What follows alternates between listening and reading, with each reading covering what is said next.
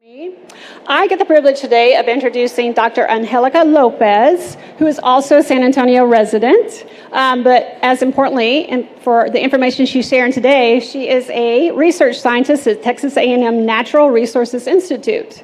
And if you happened to be here last year for the summit, you heard from Angelica about some impending research that was coming out of that institute, and we're excited because the results are in. So the research was really about investigating water challenges, everything from drought to wastewater pollution to the cost of water, and specifically where and how that's impacting the diverse communities across the Hill Country. So again, results are in. We're going to get to hear about those, as well as a really interesting mapping tool that will help entities, organizations to ensure that water conservation is directed at those communities most in need. So if you would please welcome Dr. Angelica Lopez to the stage. My name is Angelica Lopez. I'm a research scientist at Texas A&M's Natural Resources Institute. I'm honored to share with you about a project that we've been working on for about a year now. It's water inequity in the Texas Hill Country, and to share also a little bit about our fabulous sponsors and collaborators who have helped us with this project. This is a very courageous project. Typically, we do not take on these projects because when we hear about them, typically they end up being mission statements on websites. And the difference with this project is that it was very well thought out. It was looking at how to engage communities whose voices are often left out of natural resource conservation and management, and engage them in a meaningful way, but also looking at the root of engagement. How do we engage these communities? How do we locate these communities? How do we amplify everybody's voices? And they did so by looking at a shared resource, which is water here in the Hill Country. We have the results that are finally in. We have 2 deliverables.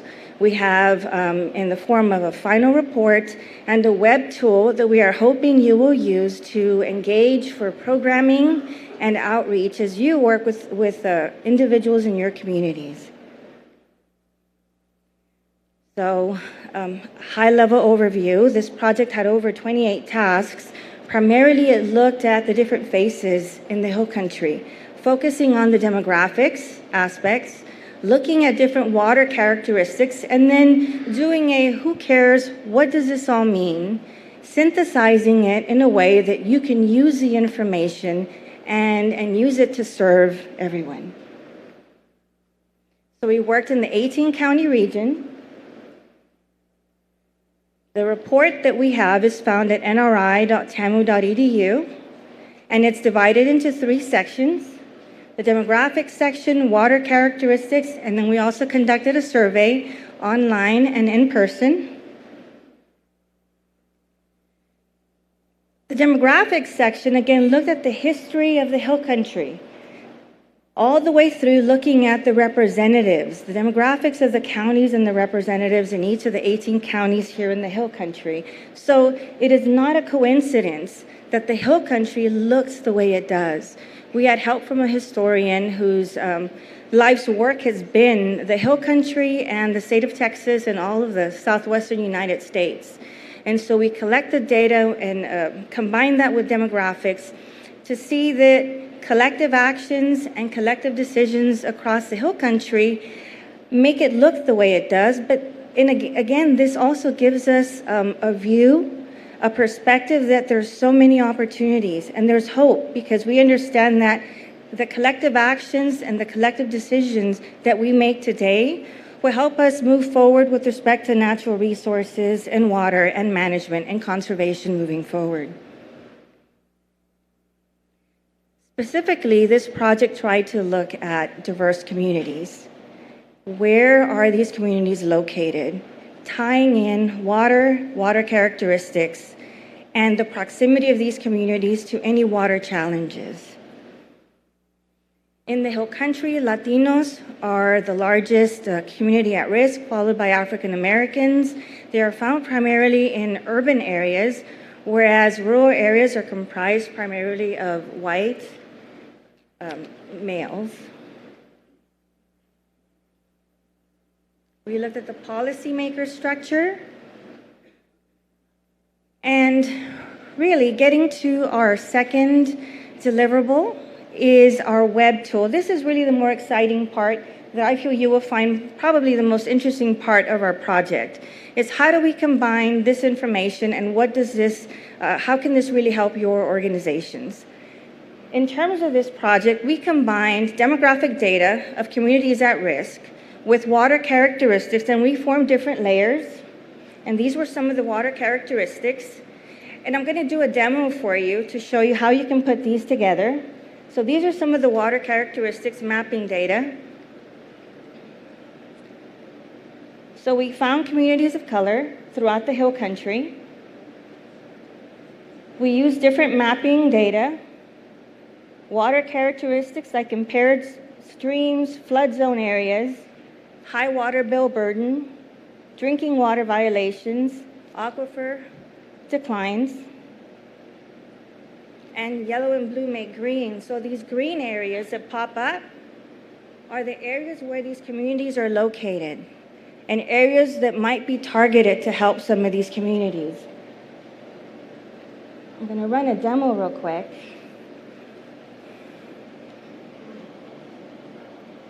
Is it working? Okay. So if you go to our website, nri.tamu.edu under mapping, you'll find this tool. There are many other layers outside of these water characteristics, many other demographic variables that when you visit our website, you can come in here and use it depending on your programs, your objectives, to target communities that you would like to assist with management and outreach. So these are the different layers.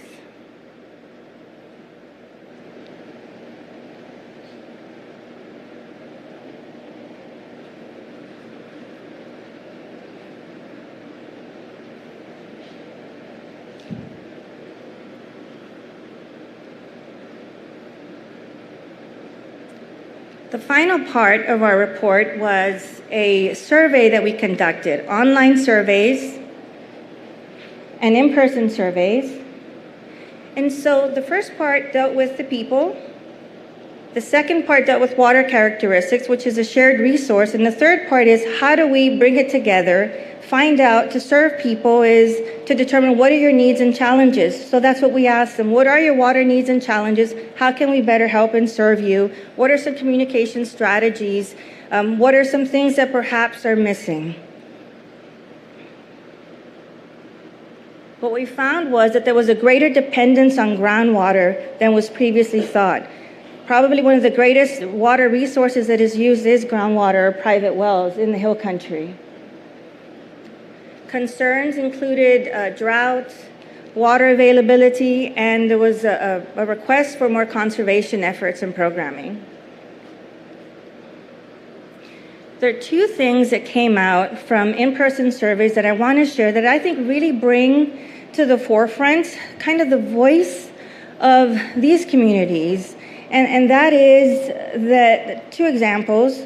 The first is understanding that online surveys often do not capture the voices of communities at risk. And the purpose of this project was to bring forward these voices that are often left out of these conversations.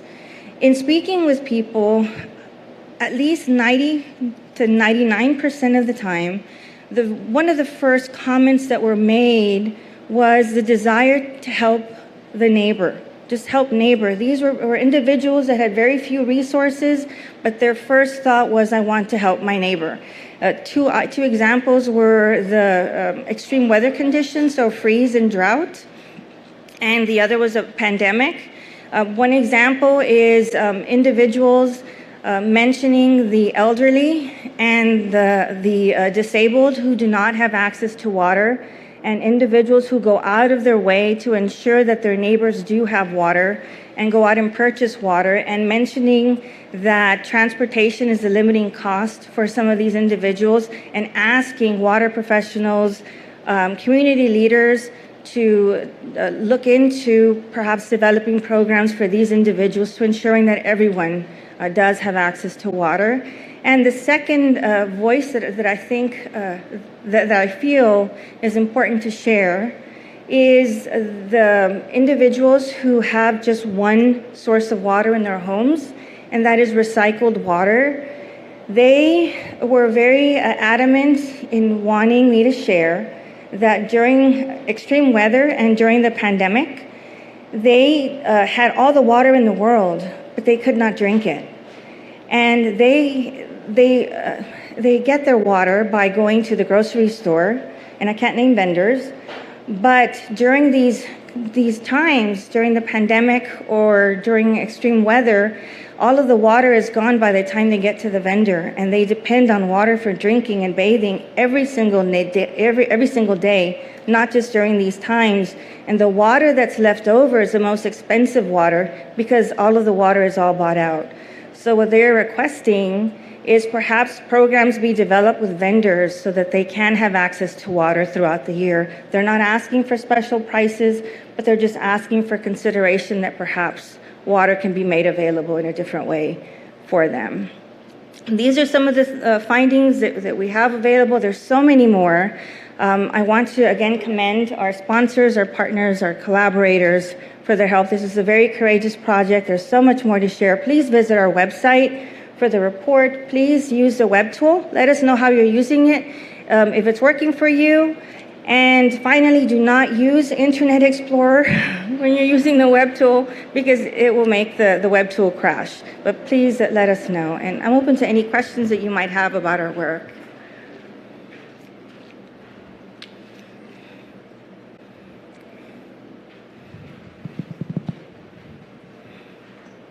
What is the density of those places where there's clean water shortages that you were just mentioning before you ended?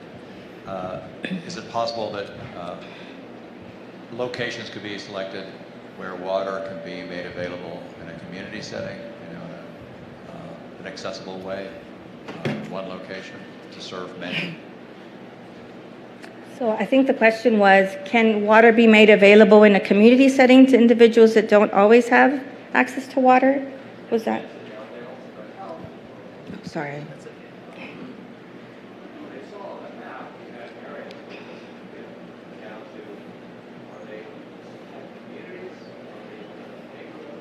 Yeah. Yeah. So some of these maps get down to the block level. Some of them are up to the county level. So it gives you a variable resolution. So it is going to vary. Yes. And so for the in-person interviews, in particular, they mention that, so cities do have drives, so San Antonio is very good about, so their food pantries and providing water. Other areas mention these long queues for water that are running out of water and the timing and the rush for water. So it's going to vary. I don't know if that quite answers your question.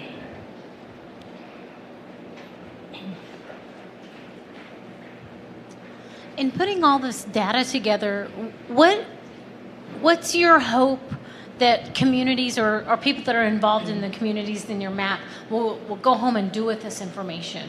What would be the best outcome for us to use this information to make positive change? So glad you asked that question. The idea for this mapping actually came about at least 15, 20 years ago. Looking at data, looking at just the whole GIS and the demographic aspect, which is something that I had been looking into for many years. The beauty of this information is the access to programming. So outreach and programming is at your fingertips. So your very courageous and brave partners and collaborators right here did all of the hard work for you. All you have to do now is use your imagination to find ways to help these communities. If you're worried about flooding, we have a flooding layer that tells you these are the areas where it's going to flood.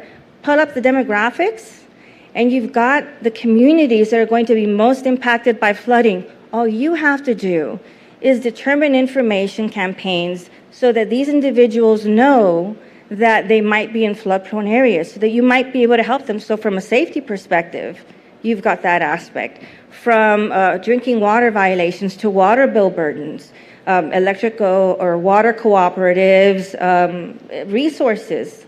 So everything is at your fingertips. Now it's just your imagination. That's why I say, please email me. Look me up on our website. Let me know and let our partners know how you use this web tool, because the sky is the limit. And that's why I'm so excited about this project, sincerely. One more question? One more question? I have one question. Are you all looking at expanding this kind of research to, say, land ownership and land demographics? How does this interact with some of the other research that you do? So glad you asked that, Cliff, too.